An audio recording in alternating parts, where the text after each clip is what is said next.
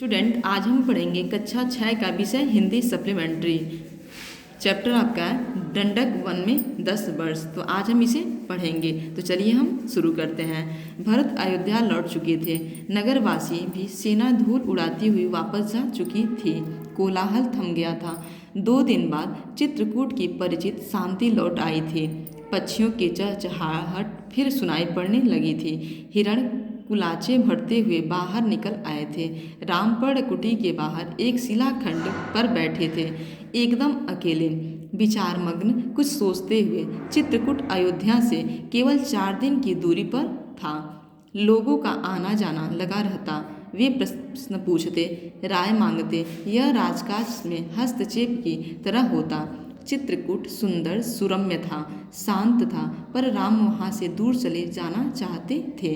उन्होंने मन बना लिया चित्रकूट में न ठहरने का। इसका एक कारण और था, वहाँ रहकर तपस्या करने वाले ऋषि मुनियों का निर्णय। राम लक्ष्मण ने उस वन से राक्षसों का सफाया कर दिया था। अब तपस्या में कोई बाधा नहीं थी, लेकिन मुनिगण वन छोड़ना चाहते थे। कुछ राक्षस मायावी थे, जब तब आ धमकते थे, यज्ञ में बाधा डालते थे। तीनों वनवासी मुनि आने से विदा लेकर चल पड़े दंडक वन की ओर। चित्रकूट छोड़ दिया। दंडकारण्य घना था, पशु पक्षियों और वनस्पतियों से परिपूर्ण। इस वन में अनेक तपस्वियों के आश्रम थे, लेकिन राक्षस भी कम नहीं थे। वे ऋषि मुनियों को कष्ट देते थे, अनुष्ठानों में विघ्न डालकर। राम को देखकर मुनिगण बहुत प्रसन्न हुए। मुनियों ने राम का स्वागत करते हुए कहा, आप उन दुष्ट मायावी राक्षसों से हमारी रक्षा करें, आश्रमों को अपवित्र होने से बचाएं। सीता दैत्यों के संहार के संबंध में दूसरी तरह सोच रही थी। वे चाहती थी कि राम अकारण राक्षसों का वध न करें, उन्हें न मारे जिन्होंने उनका कोई अहित न किया है। राम ने उन्हें समझाया, सीते, राक्षसों का विनाश ही उचित है। वे मायावी हैं, मुनियों को कष्ट पहुंचाते हैं, इसलिए मैं ऋषियों की रक्षा की प्रतिज्ञा की है। राम, लक्ष्मण और सीता दंडकारण्य में 10 वर्ष रहे। स्थान और आश्रम बदलते हुए वे क्षणभंग मुनि के आश्रम पहुँचे। आश्रम में बहुत कम तपस्वी बचे थे। सभी निराश थे। उन्होंने राम की हड्डियों का ढेर दिखाकर कहा, राजकुमार, ये ऋषियों के कंकाल हैं, जिन्हें राक्षसों ने मार डाला है। अब यहाँ रहना असंभव है। सुतीक्षण मुनि ने भी राम को राक्षसों के अत्याचार की कहानी सुनाई। मुनि ने ही राम को अगस्त्य ऋषि से भेंट करने की सलाह दी। विंध्याचल पार करने वाले वह पहले ऋषि थे। मुनि ने राम को गोदावरी नदी के तट पर जाने को कहा। उस स्थान का नाम पंचवटी था। वनवास का शेष समय दोनों राजकुमारों और सीता ने वहीं बिताया। पंचवटी के मार्ग में राम को एक विलासकाय गिद्ध मिला, जटायु। सीता उसका स्वरूप देखकर डर गई। लक्ष्मण ने उसे मायावी राक्षस समझा।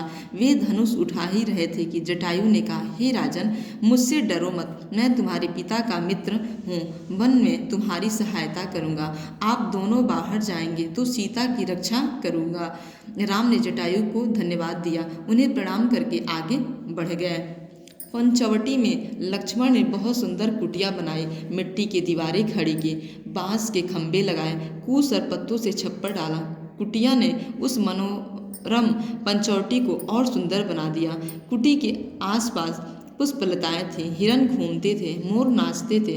इस बीच राम राक्षसों का निरंतर संहार करते रहे। वे जब भी आश्रमों पर आक्रमण करते, राम लक्ष्मण उन्हें मार देते। उन्होंने सीता को पकड़ लेने वाले राक्षस विराट को मारा। वन में राक्षसों का अस्तित्व लगभग मिटा दिया। तपस्वी शांति से तप करने लगे। एक दिन राम, लक्ष्मण और सीता कुटी से के बाहर बैठे हुए थे, लता कुंजों को निहारते, उनके सौंदर्य पर मुग्ध होते। तभी लंका के राजा रावण की बहन सुपर्णखा वहां आई।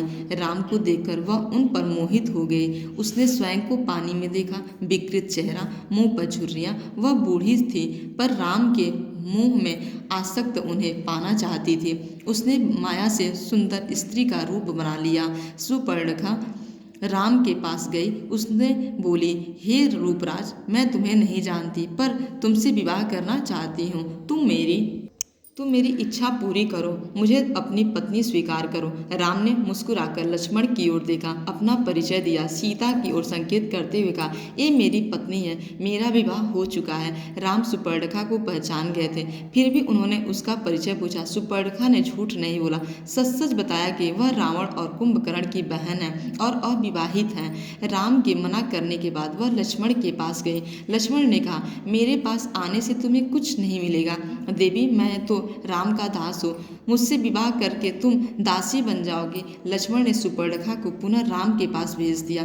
दोनों भाइयों के लिए यह खेल हो गया। सुपर्णखा उनके बीच भागती रही। क्रोध में आकर उसने सीता पर झपटा मारा। सोचा कि राम इसी के कारण विवाह नहीं कर रहे। लक्ष्मण तत्काल उठ गए हुए तलवार खींची और उसके नाक कान काट लिए। खून से लथपथ सुपर्णखा वहां से रोटती बिलखती भागी। अपने भाई खर और दूसर के पास वे उसके सौतेले भाई थे, उसी वन में रहते थे। सुपर्णखा की दशा देखकर खरदूषण के क्रोध की सीमा न रहे। उन्हें तत्काल 14 राक्षस भेजे। सुपर्णखा उसके साथ गए। राम जानते थे कि राक्षस बदला लेने अवश्य आएंगे, वे तैयार थे। सीता को उन्होंने सुरक्षित स्थान पर भेज दिया। लक्ष्मण के साथ राक्षस राम के सामने नहीं टिक सके। देखते ही देखते उन्होंने सबको ढेर कर दिया। सुपर्णखा ने एक पेड़ के पीछे से यह दृश्य देखा। राम के पराक्रम से वह चकित थे।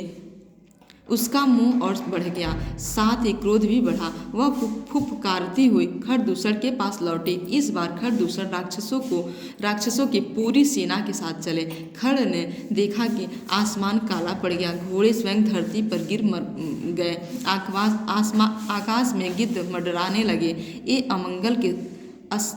अमंगल के संकेत थे, पर वह रुका नहीं, आगे बढ़ता गया। घमासान युद्ध हुआ। अंत में विजय राम की हुई। खरदूषण सहित उनकी सेना धराशाही हो गई। कुछ पिछलग्गू राक्षस बचे। वे जान बचाकर वहां से भाग निकले। भागने वालों में एक राक्षस का नाम अकंपन था। वह सीधे रावण के पास गया। लंकाधिपति को उसने पूरा विवरण बताया। अकंपन ने कहा, राम कुशल योद्धा है, उनके पास विलक्षण शक्तियां हैं, उन्हें कोई नहीं मार सकता। इसका एक ही उपाय, सीता का अपहरण, इससे उनके प्राण स्वयं ही निकल जाएंगे। रावण सीता हरण के लिए तैयार हो गया। वह महल से चला। रास्ते में उसकी भेंट मारीच से हुई, ताड़का के पुत्र से। ताड़का का वध राम ने पहले ही कर दिया था। मारीच क्रोधित था, पर राम की शक्ति से परिचित था। उसने रावण को सीता हरण के लिए मना किया, समझाया, कहा, ऐसा करना विनाश को आमंत्रण देना है। रावण ने मारीच की बात मान ली, चुपचाप लंका लौट गया। थोड़ी ही देर में सुपर्णखा लंका पहुंची। विलाप करती हुई चीखती चिल्लाती रावण को पूरी घटना की जानकारी दी, लेकिन उसने सुपर्णखा को सुना। वह रावण को धिक्कार रही थी, फटकार रही थी। उसके पौरुष को ललकारते हुए सुपर्णखा ने कहा, तेरे महाबली होने का क्या लाभ, तेरे रहते मेरी यह दुर्गति, तेरा बल किस दिन के लिए है, तू किसी को मुंह दिखाने लायक नहीं रह गया। सुपर्णखा ने राम लक्ष्मण के बल की प्रशंसा की, सीता को अति सुंदरी बताया। कहा कि उस लंका के राजमहल में होना चाहिए, उसे लंका के राजमहल में होना चाहिए। सुपर्णखा बोली, मैं सीता को तुम्हारे लिए लाना चाहती थी। मैंने उन्हें बताया कि मैं रावण की बहन हूँ। क्रोध में लक्ष्मण ने मेरे नाक कान काट दिए। रावण फिर मारीच के पास गया। खरदूषण की मृत्यु से वह कुछ घबराया हुआ था। रावण ने मारीच से मदद मांगी। मारीच चाहता था कि रावण सीता हरण का विचार छोड़ दे। इस बार रावण ने उसकी नहीं सुनी, उसे डांटा और आज्ञा दी, मेरी मदद करो।